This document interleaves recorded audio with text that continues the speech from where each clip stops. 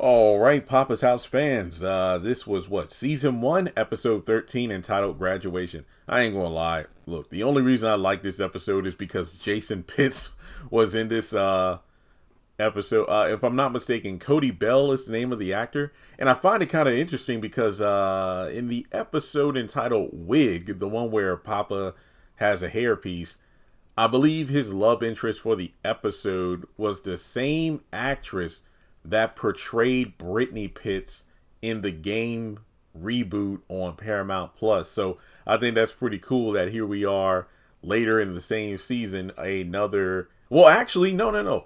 The third actor from the game, because of course, Wendy Robinson, aka Tasha Mack, is Papa's ex-wife. So yeah, we've had 3 actors from the game in Papa's house so far. I think that's pretty cool.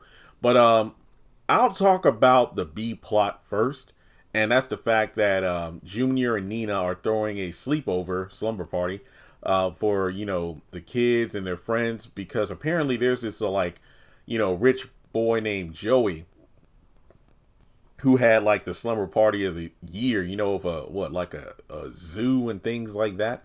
So they want to go above and beyond, making it anime themed by having Goku there. And as a anime fan myself, and lover of Dragon Ball Z since I was in 6th grade. Yeah. Was it cringe towards the end? Absolutely. But my nephew enjoys doing the same kind of thing, especially when we're playing Spark and Zero on my PS5 and, reenacting certain scenes because, hey, kids like that kind of stuff.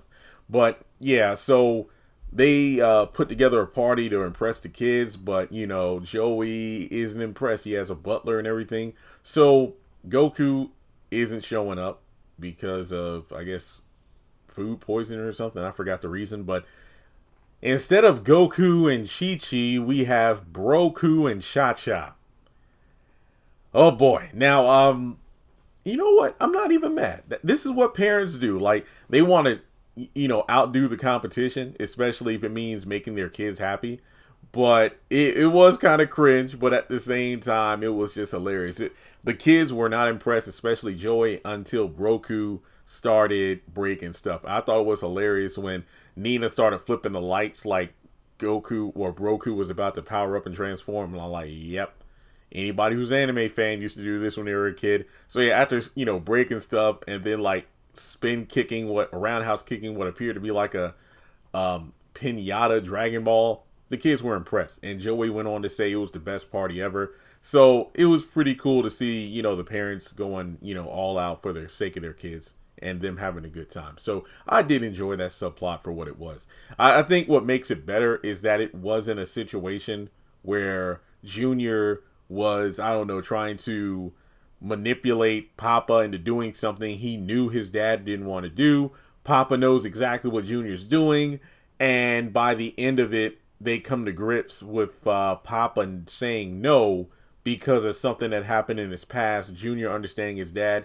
And I didn't I mention that in my last episode review, because I said, yeah, for as much as I love the show, the episodes are rather formulaic. This one actually went against that formula, and that's why I liked it as much as I did.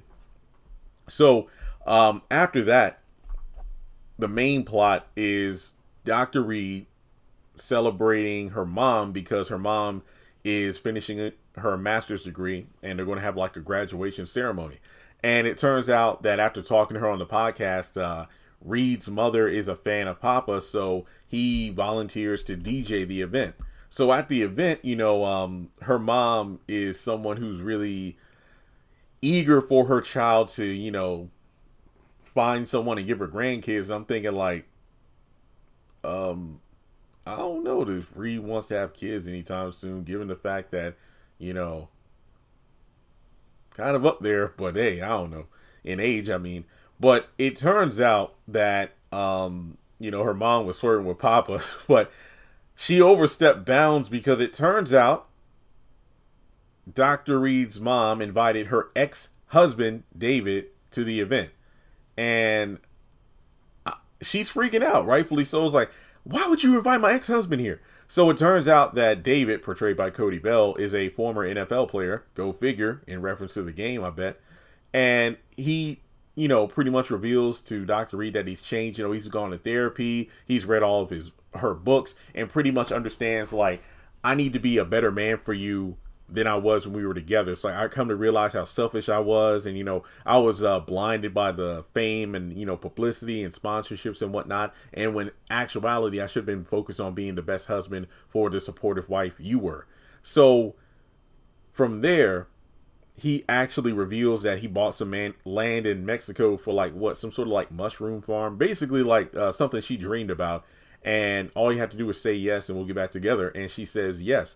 So later on, you got David and Poppa sitting and, taking shots and talking. David, being the arrogant man he is, doesn't think much of Poppa. But, he's impressed by him somewhat because after listening to one of his radio shows back in the day, he liked the stuff he was talking about. But again, he's, a professional or former professional athlete. So he holds himself in a higher regard than a disc jockey. But as they're talking, and he's flirting with one of the waitresses there, serving shots, he reveals that the only reason he came back into the picture is due to the fact that, given the, where he is in life right now, his bad boy image from back in the day didn't do well in terms of sponsors, so he lost a bunch of his endorsements. So him settling down, reconciling with his wife, and going to Mexico and whatnot will be a great way to bring in the cash cow, because all these people will start endorsing him now, see him as a nice person as opposed to the arrogant jackass he was before. And the thing is, Poppa's playing him because you're like, yeah, more shots. But then as we get further into the episode, we see David has taken like 20 shots where Poppa still has the one little shot glass, and he reveals that, what, I'm not really drunk, and I'm going to tell Reed everything you just said to me. Hey, she's not going to believe you. She's going to hate you. Well, I'd rather her hate me here than go to Mexico and get hurt.